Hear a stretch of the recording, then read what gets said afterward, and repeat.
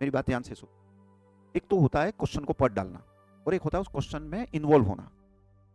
जब तक बच्चा उस क्वेश्चन में इन्वॉल्व नहीं होगा तब तक वो उसका उत्तर नहीं ढूंढ पाता है। होता है ना, कई बार परीक्षा में आप क्वेश्चन की रीडिंग लगाते जाते हो, पहली बार पढ़ा, दूसरी बार पढ़ा, तीसरी बार पढ़ा, मन कहीं और, दिमाग कहीं और, शरीर कहीं और, है ना। ज्ञान दूर कुछ क्रिया भिन्न है, इच्छा पूरी क्यों हो मन की, एक दूजे से मिल न सके, यह विडंबना है जीवन। बस जब सब कुछ नहीं मिलता है तब उत्तर नहीं मिलता, मन नहीं मिलता, दिमाग नहीं मिलता, शरीर वहां नहीं है, तो आप मान के चलो कि आपका जवाब अब तक नहीं पहुंच रहा है। तो सर करना क्या है?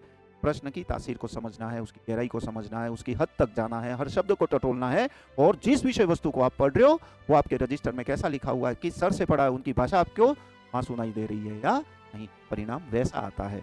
हमको कुछ नहीं सुनाई देता, कुछ नहीं दिखता, कुछ पता नहीं चलता, तो मान के चलना वो क्वेश्चन हमसे बात नहीं करेगा।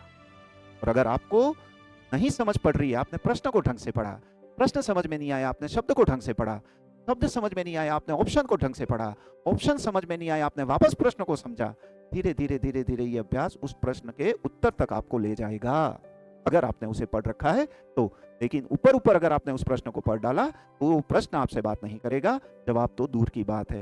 इसलिए एग्जाम हॉल में आप तरीके के साथ तरीके का उत्तर भरोगे तो तरीके का परिणाम आपको मिल जाएगा। धन्यवाद।